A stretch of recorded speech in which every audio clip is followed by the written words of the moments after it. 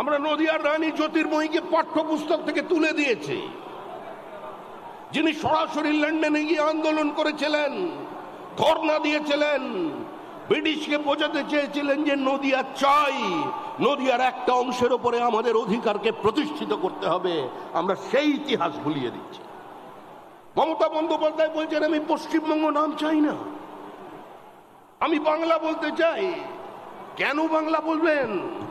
আরে বড়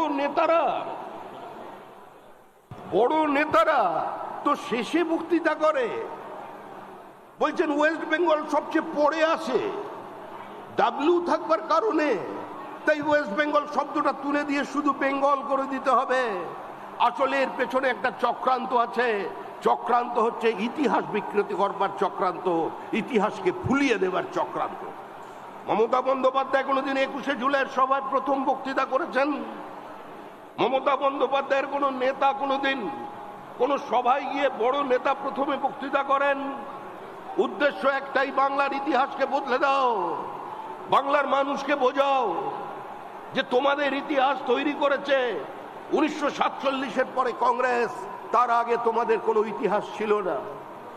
কংগ্রেসের গর্ভ থেকে জন্ম নেওয়া তৃণমূল কংগ্রেস ডিএনএ বদলাতে পারেনি, তৃণমূলের পাশ থেকে কংগ্রেস শব্দটাকে তুলে দিতে পারেনি। পশ্চিমবঙ্গের মাটিতে দাঁড়িয়ে আজকে আমরা নিজেদের প্রাসঙ্গিক করার জন্য একটার পর একটা বলিদান দিয়েছে। যে সন্দেশখালীর কথা আপনারা শুনছেন, ওই সন্দেশখালীর নিতাই নায়েক, ডক্টর ভবরঞ্জন মন্ডল, দিনু কাপালি খুন হয়েছিল সিপিআইএম এর হাতে। যে ভাষা সিপিআইএম বোঝে সেই ভাষায় বিজেপি কর্মীরা জবাব দিয়েছিল।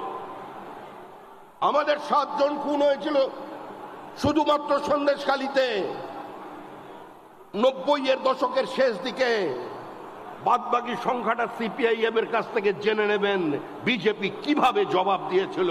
নম্বরের হিসাব আমি এখানে করতে দাঁড়াইনি। গড়বেতা, চন্দ্রকোনা রোড, 17 জন শহীদের ছবি, অতিবাম আক্রমণের শিকার, দিনের পর দিন তারা করেছে। বিজেপি তাদের মতো করে জবাব দিয়েছে। কিন্তু 21-এর নির্বাচনে ফল বেরোবার পর যে আক্রমণ তৃণমূল কংগ্রেস করেছে, যে বর্বরচিত আক্রমণ তৃণমূলের পক্ষ থেকে নেমে এসেছে, তার উত্তর আজকে মানুষ দেবে। মানুষ তার জন্য প্রস্তুত আছে।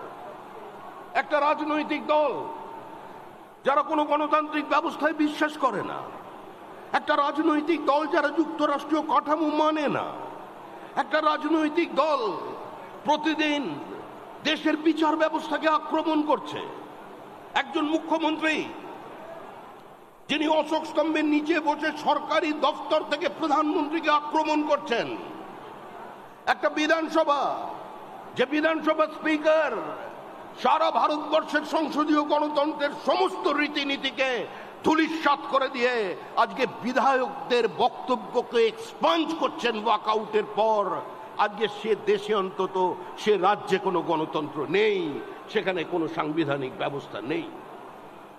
কলকাতা বিশ্ববিদ্যালয়ের উপাচার্য তিনি রাজ্যের মুখ্যমন্ত্রীকে বলছেন যে আপনি বলুন আমাদের উচ্চশিক্ষার ভবিষ্যৎ কোন দিকে যাবে, আপনি আমাদের আলো দেখান। কোন কলকাতা বিশ্ববিদ্যালয়, কোন বাঙালি বিরোধী পার্টি বিজেপিকে বলছেন বাংলা ভাষায় ইউনিভার্সিটির কনভোকেশনের বক্তৃতা কে দিয়েছিলেন রবীন্দ্রনাথ ঠাকুর, এবং ডেকে এনেছিলেন ডক্টর শ্যামাপ্রসাদ মুখার্জি। সমস্ত সংখ্যালঘু আজকে ছাত্রছাত্রীরা সেদিন সেই বক্তৃতাকে বয়কট করেছিলেন দেব ভাষার বক্তৃতা বলে। নানা ধরনের কন্টেন্ট দেখার জন্য লাইক করুন, শেয়ার করুন আমাদের ফেসবুক পেজ, সাবস্ক্রাইব করুন আমাদের ইউটিউব চ্যানেল। পাশাপাশি অন্যান্য ব্রেকিং নিউজের জন্য অবশ্যই চোখ রাখুন রিপাবলিক বাংলায়।